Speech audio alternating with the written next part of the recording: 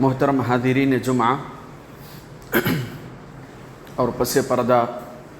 معزز خواتین اسلام اور دیگر معزز سامعین و سامعات، سب سے پہلے خطبے کے آداب کی مناسبت سے ہم اپنی زبان میں اللہ رب العالمین کی بڑائی بیان کرتے ہیں۔ اللہ رب العالمین کا ہزارہا لاکھوں مرتبہ شکریہ ادا کرتے ہیں کہ جس اللہ نے ہمیں یہ زندگی دی، ساتھ ہی ساتھ ہماری ہدایت کے لیے اللہ رب العالمین نے اپنی کتاب قرآن مجید کو نازل کیا، صراط مستقیم کی واضح شاہراہ پر ہم کو گامزن کیا۔ یہ اللہ رب العالمین کا بڑا احسان ہے ہماری زندگیوں پر۔ درود و سلام ہوں تمام انبیاء و مرسلین پر، جنہوں نے اللہ کے پیغام کو اس سرزمین پر بسنے والی اپنی قوموں تک پہنچایا۔ بالخصوص میرے اور آپ کے نبی آخر الزماں رحمت للعالمین پر، کہ جن کے بعد کوئی نبی نہیں آئے گا، صلی اللہ علیہ وعلی آلہ وصحبہ اجمعین۔ محترم حاضرین جمعہ، قرآن کریم کی آیت ہے اور یہ اللہ رب العالمین کا خصوصی وصف ہے۔ اللہ نے اپنے بارے میں کہا ان اللہ هو الرزاق، اور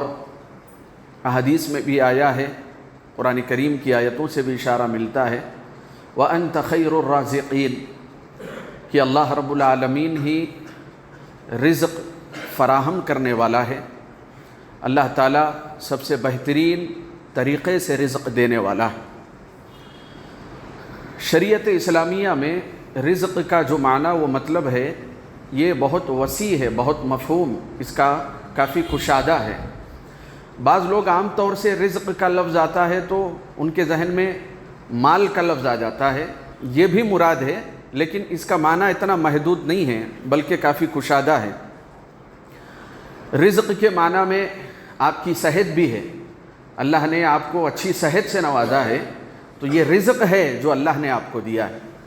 بے اولاد تھے آپ، اللہ تعالیٰ نے آپ کو صاحب اولاد بنا دیا ہے، یہ رزق ہے اللہ رب العالمین کا جو آپ کو اولاد کی شکل میں دیا گیا ہے۔ نیک صالح بیوی، فرما بردار بیوی، خوشحال زندگی، ماں باپ، یہ جو بھی نعمتیں ہیں آپ کی زندگی میں جو آپ کو آگے بڑھاتی ہیں، یہ تمام چیزیں رزق کے دائرے میں شامل ہیں۔ تو یہ آپ یہ نہ سمجھیں کہ صرف مال ہی ہے، اللہ رب العالمین بہترین رزق دینے والا ہے۔ اللہ تعالیٰ ہی صحت دینے والا ہے، اللہ تعالیٰ بیماریوں سے شفا دینے والا ہے، اللہ اولاد دینے والا ہے۔ تو یہ تمام معنی و مطالب اور مفاہیم رزق کے دائرے میں شامل ہیں۔ اب چونکہ ہمارا موضوع جو ہے رزق حلال سے جڑا ہوا ہے، تو ہم اس کے ایک جز مال سے متعلق قرآن و سنت کی روشنی میں کچھ باتیں آپ کے سامنے پیش کریں گے۔ دیکھیے، عمر بن خطاب رضی اللہ عنہ کا قول ہے کہ سب سے پہلے رزق کے معاملے میں آدمی کا جو توکل علی اللہ ہے یہ مضبوط ہونا چاہیے۔ آدمی کو سب سے پہلے یہ یقین ہونا چاہیے کہ ان اللہ هو الرزاق۔ آیتیں تو ہم سنتے ہیں، لیکن کیا آپ سمجھ رہے ہیں؟ آپ کو سمجھ میں آ رہی ہے یہ بات کہ اللہ رزاق ہے؟ آپ تجزیہ کیجئے اپنی زندگی میں، دیکھیں آپ اللہ نے آپ کو کیسے رزق سے نوازا ہے، اس کو سمجھنے کی ضرورت ہے۔ عمر بن خطاب رضی اللہ عنہ کہا کرتے تھے کہ بندوں میں اگر توکل ویسا آ جائے جیسے ان چڑیوں میں، پرندوں میں ہوتا ہے، اور مثال دے کر کے سمجھایا کہ جب یہ صبح جب یہ نکلتے ہیں اپنے گھونسلوں سے تو خالی البطن، ان کے پیٹ بڑے خالی ہوتے ہیں،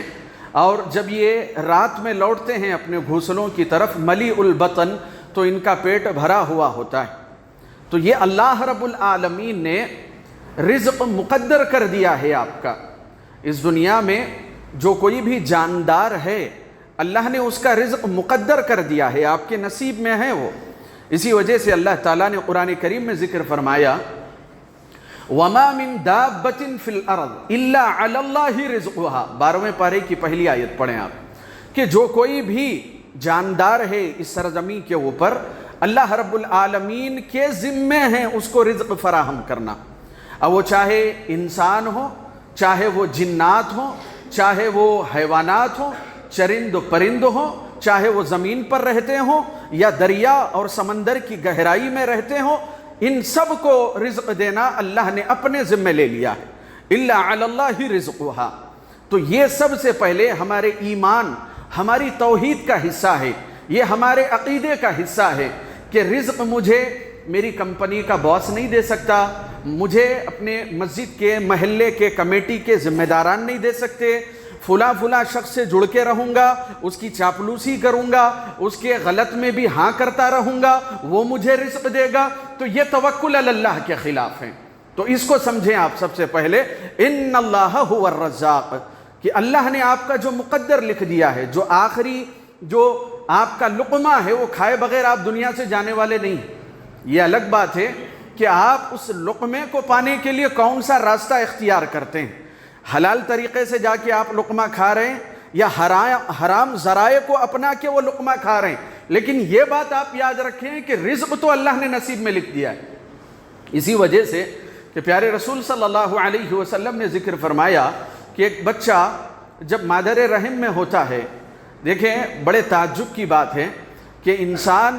ماں کے پیٹ میں ہوتا ہے، اللہ رب العالمین اسے 9 مہینے اندر رزق دیتا ہے۔ جب وہ کچھ نہیں تھا، اندر تھا، تو اس کو رزق مل رہا تھا، اور جب یہاں آیا دنیا اس نے دیکھی، یہاں پریشان ہوتا ہے کہ یہاں رزق کیسے ملے گا۔ تو یہ توکل علی اللہ ہے، کچھ نہیں تھے آپ، ماں کے پیٹ میں آپ کو غذا پہنچائی گئی، آج تو آپ صاحب سمجھ ہیں، تو پھر کیوں اللہ رب العالمین کی ذات پہ آپ کو بھروسہ نہیں؟ تو اللہ کے رسول صلی اللہ علیہ وسلم نے بیان فرمایا کہ مادر رحم میں ہوتا ہے بچہ، اسی وقت فرشتہ آ کر کے لکھ دیتا ہے کہ یہ کب مرے گا، یہ کیسا ہوگا، شقی ام سعید، نیک ہوگا برا ہوگا، اور اس کی عمر حیات کتنی ہوگی، کتنے سال جینے والا ہے، کون سے سال مرنے والا ہے، کہاں مرنے والا ہے، یہ تمام تفصیلات ہیں۔ وہاں پر یہ بھی لکھ دیا جاتا ہے کہ اس کا رزق کتنا ہوگا، کتنا اس کو دنیا میں ملنے والا ہے۔ اب جب یہ آپ ماں کے پیٹ میں تھے تبھی مقدر ہو گیا، یہ آپ کا نصیب بن گیا، تو یہ الگ بات ہے کہ آدمی یہاں پہ محنت کرے لیکن ملے گا اتنا ہی جتنا اللہ نے نصیب میں لکھا ہے۔ آدمی یہاں کوشش کرے، کوشش کرنا، اسباب کو اختیار کرنا، یہ توکل علی اللہ کا حصہ ہے، یہ اس سے الگ نہیں ہے۔ آپ کو محنت کرنی پڑے گی، یہاں پہ جد و جہد کرنی پڑے گی، لیکن ساتھ میں یہ آپ کو ایمان و یقین بھی رکھنا ہے، مال تو اتنا ہی ملے گا، رزق تو اتنا ہی ملے گا جتنا اللہ نے میرے نصیب میں لکھا ہے، اس سے بڑھ کے آپ نہیں کھا سکتے، نہ اس سے آپ کو کم ملنے والا ہے، جو ہے وہ فکس ہے۔ اب یہ الگ بات ہے کہ راہیں آپ کون سی اپناتے ہیں۔ اگر آپ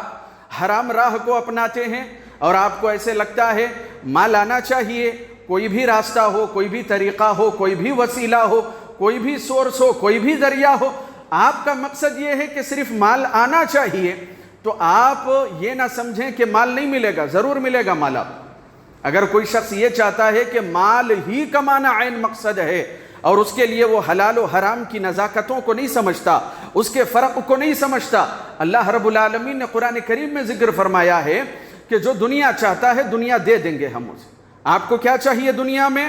آپ چاہتے ہیں دنیا ملے، دنیا ملے گی آپ کو، لیکن آپ یہ بات یاد رکھیں کہ یہ جو سودا آپ کرنے جا رہے ہیں یہ آپ آخرت کا سودا کر دیں گے اسے۔ دنیا تو ملے گی لیکن آخرت آپ کی برباد ہو جائے گی۔ لہذا اللہ رب العالمین نے قرآن کریم میں ذکر فرما دیا،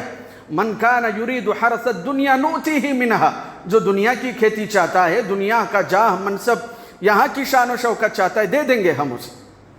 پھر اللہ نے اس کے فوراً بعد بھی کہا ومن کان یرید حرث الآخرۃ نزد لہ، اللہ نے کہا جو آخرت چاہے گا ہم آخرت اسے زیادہ دیں گے۔ دیکھیں دنیا کا ذکر آیا تو کہا جتنی دنیا مانگے گا اتنی دنیا دیں گے، لیکن اگر آخرت مانگے گا تو آخرت میں ہم اس کو زیادہ دیں گے۔ یعنی کہ یہ ایک لطیف اشارہ ہے کہ دنیا کے حصول کے لیے اگر آپ غلط راہوں کو اپناؤ گے تو اتنا ملے گا جتنی آپ کی چاہت ہے، لیکن آپ آخرت کے لیے کماؤ گے اور اپنی ضروریت کے لیے کماؤ گے، حلال و حرام کی تمیز کو آپ مد نظر رکھو گے، اللہ آخرت میں جو دے گا اللہ اس میں اضافہ کر دے گا، اللہ اس میں بڑھا چڑھا کر کے دے گا۔ اس وجہ سے پیارے رسول صلی اللہ علیہ وسلم کی زندگی کو آپ دیکھیں کہ اللہ کے رسول اپنے صحابہ کو محنت پہ ابھارتے تھے کہ دیکھو محنت کی کمائی کھانا ہے، غلط طریقے سے جو مال آتا ہے، چوری چکاری کا، فریب کا، دھوکے کا، عیاری کا، مکاری کا، وہ مال نہیں کھانا، امانت کے ساتھ، صداقت کے ساتھ وہ مال کھانا ہے۔ اللہ کے رسول صلی اللہ علیہ وسلم اپنی محفلوں میں بیٹھے رہتے، انبیاء کے واقعات بھی سنایا کرتے تھے۔ اللہ کے رسول فرماتے ہیں دیکھو داؤد کان یکسب بیدہ،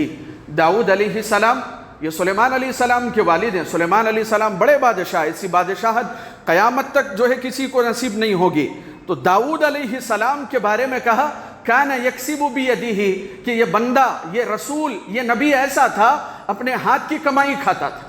تعریف کرتے ہوئے کہا، اللہ رب العالمین نے قرآن کریم میں نبیوں کو مخاطب کر کے کہا، رسولوں کو مخاطب کر کے کہا، کیا کہا؟ یا ایھا الرسل کلوا من الطیبات، اے رسولوں، اے اللہ کے نبیوں، تم حلال کمائی کھاؤ۔ اہل ایمان کو تو بار بار کہا گیا قرآن کریم میں، نبیوں کو کہا گیا، رسولوں کو کہا گیا کہ تمہیں جو لقمہ اٹھانا ہے، جو تمہیں کمائی کرنی ہے، وہ حلال طریقے سے کرنی ہے۔ اب آپ اندازہ کریں، محاسبہ کریں، ہم کہاں، انبیاء کہاں، میں اور آپ کہاں، انبیاء و رسول کہاں، کہ جب انبیاء و رسول کو اس بات کا پابند کیا گیا کہ لقمہ حرام پیٹ میں جانے نہ دو، تو پھر میری اور آپ کی کیا بات؟ اللہ رب العالمین نے جگہ جگہ اہل ایمان سے خطاب کیا۔ اللہ نے کہا کلوا من الطیبات واعملوا صالحا، دیکھو جو پاکیزہ چیزیں ہیں اللہ تمہارے لیے حلال کرتا ہے، جو پاکیزہ ہے۔ دیکھو حرام کے مقابلے میں حلال چیزیں دنیا میں زیادہ ہے، لیکن آج پھر بھی لوگوں کا ایک نظریہ یہ بن گیا ہے حلال طریقے سے کمانا بہت مشکل ہے، لیکن وہ آدمی، اس کی سوچ صحیح نہیں ہے، غلط سوچ رہا ہے وہ، کیونکہ اللہ رب العالمین نے کہا کلوا من الطیبات، تم حلال کی کوشش کرو، پاکیزہ کی کوشش کرو، رزق اللہ نے اپنے ذمہ لیا ہے، اللہ تم کو فراہم کرے گا۔ وَاعْمَلُوا صَالِحًا، پھر اس کے بعد اللہ رب العالمین نے کہا، رزق حلال کے فوراً بعد اللہ نے کہا کہ دیکھو اچھا عمل کرو، عمل صالح کرو۔ اہل علم نے کہا حلال رزق اور عمل صالح دونوں کو کیوں باندھا گیا ہے، دونوں کو کیوں جوڑا گیا ہے؟ کیونکہ وہ آدمی کہ جو حلال کھانے کا عادی ہو جاتا ہے، وہ نیکی کر بھی لے تو اس کی نیکیوں میں اسے خشوع خضوع حاصل نہیں ہوتا ہے، نمازیں پڑھتا ہے وہ، لیکن اس کو خشوع خضوع نہیں ملتا،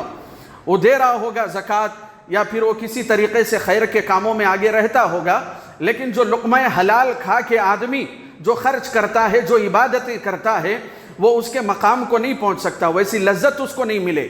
کیونکہ لقمہ حلال اور عمل صالح دونوں کا بڑا گہرا تعلق اور ریلیشن ہے۔ اس وجہ سے اللہ کے رسول صلی اللہ علیہ وسلم نے مثال دے کر کے کہا، حدیثیں ہیں اللہ کے رسول کی کہ آدمی اس حالت سفر میں ہو تو اللہ اس کی دعا قبول کر لیتا ہے۔ اس وجہ سے ہم کہتے ہیں مسافر سے کہ دعاؤں میں یاد رکھیے۔ پیارے رسول صلی اللہ علیہ وسلم نے مسافر کی مثال دے کر کے کہا کہ ایک آدمی اشعث رأسہ،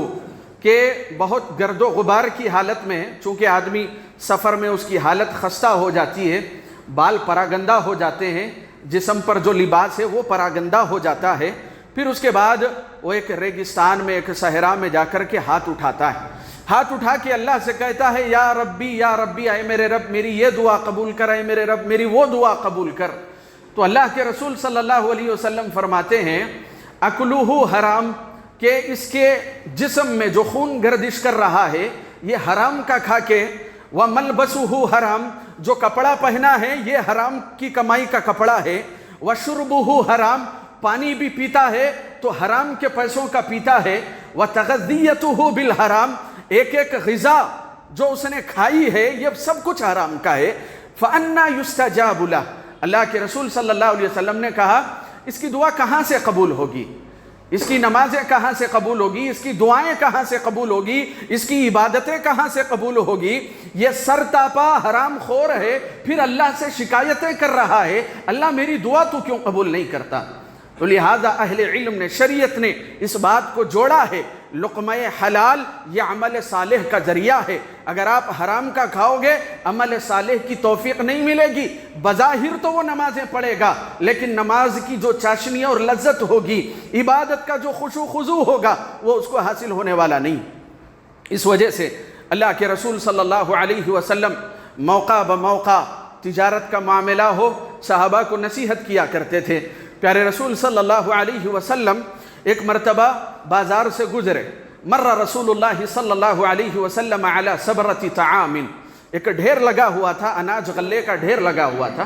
پیارے رسول کا وہاں سے گزر ہو رہا تھا۔ تو اللہ کے رسول صلی اللہ علیہ وسلم نے اس غلے اناج کے سامنے ٹھہر کر کے اس میں ہاتھ ڈالا۔ جیسے پیارے رسول نے اس میں ہاتھ ڈالا، اوپر تو بڑا خشک تھا، جیسے اندر ہاتھ ڈالا تو وہاں سے تری اللہ کے رسول کے ہاتھوں کو لگی، جو گیلا پن تھا وہ پیارے رسول کے ہاتھوں کو لگا، اوپر خشک تھا۔ تو اللہ کے رسول صلی اللہ علیہ وسلم نے اس دکاندار سے، تاجر سے جو وہاں پر بزنس کر رہے تھے، ان سے پوچھا ایسا کیوں؟ اوپر کا خشک ہے اور نیچے کا تر ہے، ایسا کیوں کیا تم نے؟ تو کہا کہ اللہ کے رسول دراصل میں بارش ہوئی تھی، بارش کی وجہ سے اب کوئی بھی آئے گا کسٹمر یہاں پر خریدنے کے لیے تو دیکھے گا اوپر گیلا ہے تو وہ تری کی وجہ سے نہیں خریدے گا، تو جو گیلا تھا میں نے اس کو اندر چھپا دیا، اور جو خشک جو اندر تھا جس پہ بارش کے قطرات نہیں پہنچے میں نے اس کو اوپر کر دیا۔ تو اللہ کے رسول صلی اللہ علیہ وسلم نے اس موقع سے کہا من غشنا فلیس منا، کہ جو مسلمان دھوکہ دیتا ہے وہ مسلمان ہم میں سے نہیں ہیں۔ تو اللہ کے رسول صلی اللہ علیہ وسلم نے اس حدیث کے ذریعے سے یہ پیغام دیا کہ جو چیز آپ فروخت کرتے ہیں اگر اس میں کسی طرح کا کوئی پرابلم ہے، اس میں کسی طرح کا کوئی عیب ہے، خریدنے والے کو بعد میں اس سے پریشانی ہوگی اور آپ اس کو ویسے ہی فروخت کر دیتے ہیں، کہا فلیس منا، یہ ایک مسلمان کا شیوا نہیں ہے کہ وہ دوسروں کو دھوکہ دے، ایک مسلمان دغاباز نہیں ہو سکتا، یہ اس طریقے سے چوری کا کام نہیں کر سکتا۔ پیارے رسول صلی اللہ علیہ وسلم نے اپنے احادیث کے ذریعے سے یہ پیغام دیا۔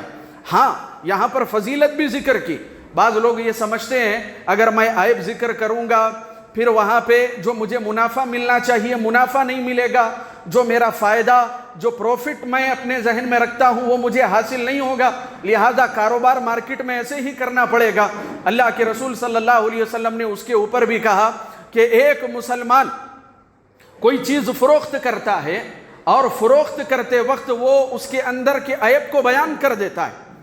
پھر اس کی وہ چیز فروخت نہیں ہوتی، اگر فروخت ہو بھی گئی تو اس میں وہ نقصان اور گھاٹا اٹھا لیتا ہے، لیکن وہ اس کے ذریعے سے اللہ کی قربت پا لیتا ہے۔ سبحان اللہ۔ کہا کہ وہ مسلمان اللہ رب العالمین کو بڑا محبوب ہے کہ جو کوئی چیز فروخت کرے خود تو نقصان اٹھا لے لیکن اپنے دوسرے بھائی کو نقصان نہ پہنچائے۔ کہا کہ ایسے سچے تاجر علی منابر النور، پیارے رسول نے کہا قیامت کے دن اللہ رب العالمین جب منبر بچھائے گا، سچا تاجر، امانت دار تاجر، صحیح طور پہ معاملہ کرنے والا تاجر، قیامت کے دن اللہ تعالیٰ اسے نور کے منبروں پر فائز کرے گا۔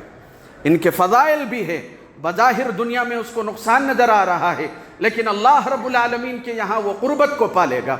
لہذا لقمہ حرام سے بچنے کی کوشش کریں کہ وہ آدمی جو خود لقمہ حرام کھاتا ہے اور اپنی اولاد کو بھی لقمہ حرام کھلاتا ہے، ایسے اس کے جو اوصاف ہیں یہ اوصاف اس کی اولاد میں بھی منتقل ہو جاتے ہیں۔ اور ایک آدمی جس کو حرام کھانے کی عادت ہو جاتی ہے، اہل علم نے کہا ہے کہ وہ آدمی اس کے اوپر اللہ رسول کے کلام کا کوئی اثر نہیں ہوتا ہے، اس کا دل سخت ہو جاتا ہے کیونکہ وہ دنیا کا حریص بن جاتا ہے، دنیا کا لالچی بن جاتا ہے، اسے دنیا کا اقتدار چاہیے، دنیا کا مال چاہیے، دنیا کی شہرت چاہیے، اس وجہ سے اس کا دل سخت ہو جاتا ہے۔ اب آپ اس کے سامنے قرآن پڑھیں وہ کیا سمجھے گا، وہ حدیث پڑھیں کیا سمجھے گا، کچھ اس کو فرق نہیں پڑے گا کیونکہ حرام کھا کر کے اس کا سینہ، اس کا دل سخت ہو چکا ہے، پتھر سے زیادہ سخت ہو چکا ہے۔ ایک مرتبہ حسنین رضوان اللہ علیہم اجمعین، آپ جانتے ہیں کہ اللہ کے رسول صلی اللہ علیہ وسلم نے بیان فرمایا میرے اور سید گھرانے کے اوپر زکوٰۃ کا مال کھانا حرام ہے، اس کو عربی زبان میں صدقہ ہی کہتے ہیں، زکوٰۃ کے لیے ایک اور لفظ مستعمل ہوتا ہے صدقے کا لفظ۔ تو حسن رضی اللہ عنہ کو یا حسین رضی اللہ عنہ کو کسی نے زکوٰۃ کا مال دے دیا، سید گھرانے سے تعلق رکھتے ہیں، جنت میں نوجوانوں کے سردار ہوں گے، تو وہ کھجور جیسے ہی حسن رضی اللہ عنہ نے اپنے منہ میں لیا، پیارے رسول صلی اللہ علیہ وسلم نے پوچھا کون سا ہے؟ کہا کہ زکوٰۃ کے مال کا ہے۔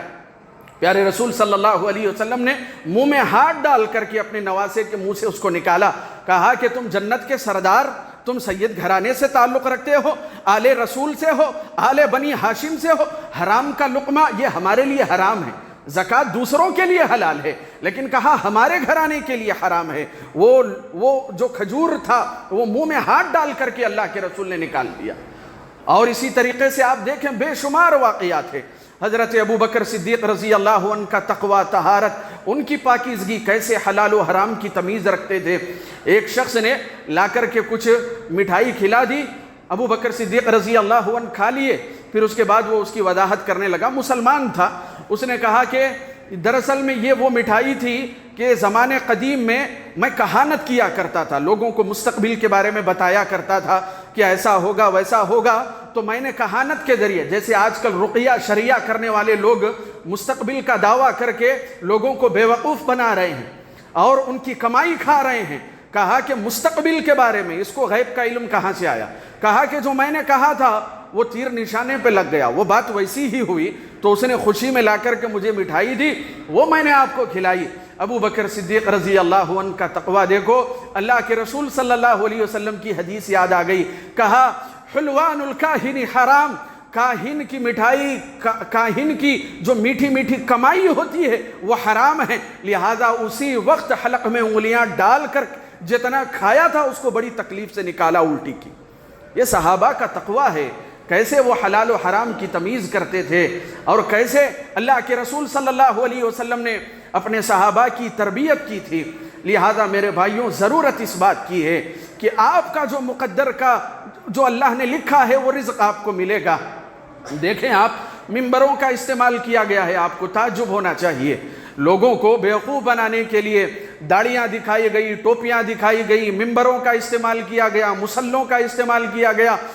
علماء کا استعمال کیا گیا۔ ہمارے اپنے شہروں کی بات میں آپ کو بتا رہا ہوں، حیدرآباد کے اندر، بنگلور شہر کے اندر کتنے لوگ ہیں، حلال انویسٹمنٹ، یہ کمپنی وہ کمپنی، لوگوں کو لالچ دیا گیا، لوگوں کو دین کا جھانسا دیا گیا، ہزارہا کروڑہا لاکھوں روپے کا غبن کر دیا گیا، اور میرے بھائیوں لوگ بھی اس میں برابر کے ذمہ دار ہیں، لوگ بھی محنت نہیں کرنا چاہتے، انہیں بھی مٹھائی کھانے کی عادت ہے، یہ بھی لالچ کے شکار ہو جاتے ہیں، یہ بھی حرص و طمع کے شکار ہو جاتے ہیں۔ جرم دونوں طرف سے ہوا، کئی لوگوں کی معیشت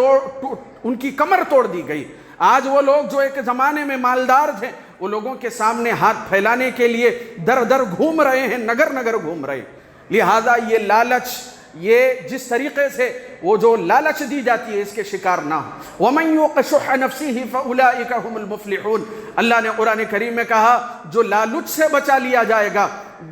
در حقیقت اصل میں وہی کامیاب ہے۔ لالچی آدمی، بخیل آدمی، کنجوس آدمی، اللہ رب العالمین نے ایسے لوگوں کی شریعت میں بڑی مذمتیں بیان کی ہیں۔ محنت کی، ہاتھ کی کمائی کھانے کی کوشش کرو، محنت کرو، کوشش کرو۔ اور اللہ کے رسول صلی اللہ علیہ وسلم کے پاس ایک صحابی آئے، غالباً نام تھا ابن حزام رضی اللہ عنہ، آ کر کے اللہ کے رسول سے پوچھا، اللہ کے رسول نے ان کو عطا کیا، پھر اس کے بعد دوبارہ آ کر کے سوال کیا، اللہ کے رسول نے دوبارہ ان کو عطا کیا۔ جب سہبارہ تیسری مرتبہ آئے تو اللہ کے رسول صلی اللہ علیہ وسلم نے ان سے بیان فرمایا، الید العلیٰ خیر من الید السفلیٰ، اے ابن حزام، اوپر والا ہاتھ نیچے والے ہاتھ سے بہتر ہوتا ہے۔ کوشش کرو کسی کے سامنے بھیک نہیں مانگنا، کسی کے سامنے گداگری کو ظاہر نہیں کرنا، آپ کوشش کرو اللہ آپ کو عزت دار بنا کر کے رکھے، اللہ آپ کو خود مختار بنا کر کے رکھے، آپ کسی کے در جانے کی ضرورت نہیں ہے۔ اللہ خود آسمان دنیا پر آ کر کے کہتا ہے، بندے مانگ میں تجھے عطا کروں گا، تو مجھ سے سوال کر میں تجھے عطا کروں گا، میں تجھے اپنی رحمتوں کی برکھا تجھ پہ نازل کروں گا۔ بندوں سے مت مانگیے، بندے ذلیل کریں گے آپ کو، بندوں کے آگے مت جائیے، اللہ جب نوازے گا آپ عزت دار بن جائیں گے،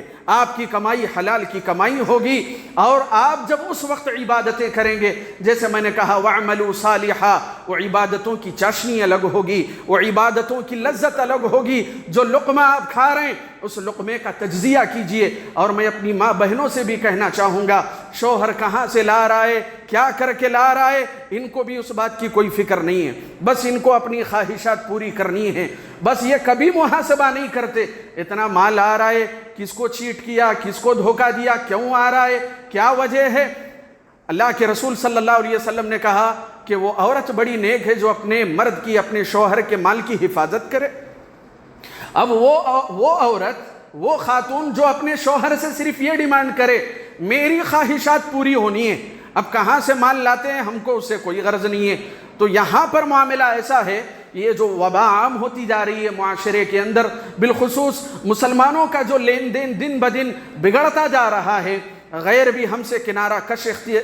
کشی کر رہے ہیں کہ مسلمان معاملات میں درست نہیں ہوتے ہیں، ان کا رویہ صحیح نہیں ہوتا ہے۔ یہاں پر مردوں کے ساتھ ساتھ عورتیں بھی شامل ہیں، انہیں اپنی خواہشات کو کچھ کم کرنا چاہیے۔ یہ جو توقعات اپنے شوہروں سے لگا کے بیٹھی ہے کہ مجھے ایسا چاہیے ویسا چاہیے، بلکہ حیرت کی بات تو یہ ہے کہ رشتے بھی اسی بنیاد پر قائم کیے جاتے ہیں۔ باضابطہ لڑکیوں کی ڈیمانڈ ہوتی ہے سیلری اچھی ہونی چاہیے، لیکن وہ کہاں سے کما رہا ہے، نہ سسر دیکھے گا نہ ساس دیکھے گی، ان کو بس ویل سیٹل مال والا چاہیے۔ وہ حرام خور لوگوں کو دھوکہ دے کر کے اپنی جیب بھرتا ہے، لیکن ان کو اس سے کوئی تعلق نہیں ہے، ان کی آرزویں پوری ہو، ان کی تمنائیں پوری ہو، ان کی خواہشات پوری ہو، یہ اسی میں لگے ہوئے ہیں۔ لہذا اس جرم میں مردوں کے ساتھ ساتھ برابر کی شریک ہیں ہمارے معاشرے کی خواتین۔ یہ عورت کبھی نصیحت نہیں کرے گی اپنے شوہر کو، ٹھیک ہے محنت کریں، حلال طریقے سے لے کر کے آئیں، یہ اپنے شوہر کو سمجھائیں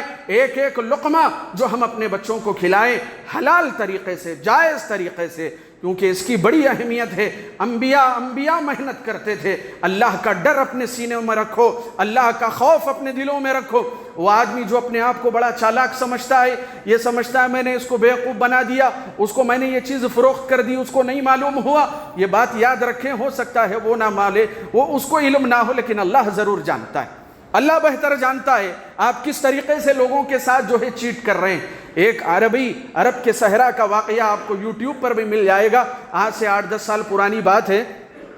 معاملہ یہ ہوا کہ ایک عربی عالم تھے، وہ عرب کے صحرا سے، سعودی عرب کے صحرا سے گزر رہے تھے، اور ایک بدو خستہ حالت میں نوجوان ہے، سوڈانی آدمی ہے، اور وہ بکریاں چرا رہا ہے۔ دیکھیے اللہ کا خوف معاملات میں کیسے ہوتا ہے، آج بھی الحمدللہ ایسے لوگ زندہ ہیں۔ تو کہا کہ چلو آج اس کا امتحان لیتے ہیں۔ وہ چرواہا جا رہا ہے، آپ دیکھ سکتے ہیں، اس کا مشاہدہ کر سکتے ہیں، اس کی ویڈیوگرافی بھی کی گئی۔ اب وہ بدو ہے، اسے کچھ نہیں معلوم ہے، کالا کلوٹا اور بالکل ایسی حالت ہے اس کی کہ بس رحم و کرم آ جائے اس کو دیکھ کر کے۔ اب ایسا آدمی، اس کا ایمان دیکھو سبحان اللہ، اس کا تقوی دیکھو، اللہ کا خوف دیکھو۔ شیخ نے اپنی گاڑی رکائی اور اس سے کہا کتنی بکریاں ہیں؟ کہا کہ اتنی بکریاں ہیں، عربی میں مکالمہ آپ کو مل جائے گا، اتنی بکریاں ہیں۔ کہا کہ ٹھیک ہے، 200 سعودی ریال میں، اس کی قیمت نہیں ہے لیکن 200 سعودی ریال میں ایک ہم کو دے دو۔ تو کہا کہ یہ میں اس کا مالک نہیں ہوں، میں اس کو فروخت نہیں کر سکتا۔ آپ کہا کہ 200 سعودی ریال تمہیں دوں گا، یہ لے لینا۔ تو کہا کہ نہیں، میں اس کا ارباب نہیں ہوں، میں اس کا کفیل نہیں ہوں، ذمہ دار نہیں ہوں میں اس کا، لہذا میں نہیں دے سکتا۔ اب اس عالم دین نے کہا کہ نہیں، ہم کچھ قیمت بڑھا دیتے ہیں۔ تو کہا کہ میں اپنے ارباب کو کیا جواب دوں گا؟ کہہ دینا گم ہو گئی، کہیں پہ جو ہے مر گئی، کوئی بھیڑیا لے کر کے چلا گیا، راستے سے بھٹک گئی، لاکھوں بہانے ہیں، کچھ بھی کہہ دینا۔ تو اس نے کہا کہ دیکھیے 200 سعودی ریال نہیں، 1000 ریال، اگر آپ 1000 ریال بھی دیں گے تو میں آپ کو دینے والا نہیں ہوں۔ کہ کون دیکھ رہا ہے اس صحرا میں، کون ہے یہاں پر، ہم دے دیں گے، لے کر کے چلے جائیں گے۔ تو اس نے جو اشارہ کیا آپ کے بدن کے رونگٹے کھڑے ہو جائیں گے۔ اس نے کہا کوئی نہیں دیکھ رہا ہے، اللہ دیکھ رہا ہے۔ بدو ہے، سوڈانی ہے، نہیں جانتا کیا ہے، لیکن کیا کہہ رہا ہے؟ اللہ یشوف، اللہ دیکھ رہا ہے، میرا رب مجھے دیکھ رہا ہے۔ لہٰذا وہ سوسائٹی میں کاروبار کرنے والے لوگ جو اپنے آپ کو بڑے چالاک سمجھتے ہیں کہ میں نے اس کو بیوقوف بنا دیا، ایسے کر دیا ویسے کر دیا، یہ چالاکیاں کس کو دھوکہ دے رہے ہیں آپ؟ کوئی اللہ کو دھوکہ نہیں دے سکتا۔ وما يخدعون الا انفسهم، اگر وہ سمجھ رہا ہے کہ میں نے اس کو دھوکہ دیا، ارے نادا تو نے خود کو دھوکہ دیا ہے، اللہ کو کوئی دھوکہ نہیں دے سکتا۔ اللہ رب العالمین سے دعا کرتا ہوں کہ اللہ رب العالمین ہم تمام کو لقمہ حلال کھانے کی توفیق نصیب فرمائے، حرام کاریوں سے اللہ رب العالمین ہمیں محفوظ رکھے، اللہ حرص سے، لالچ سے اللہ ہماری حفاظت فرمائے، آمین یا رب العالمین۔ السلام علیکم۔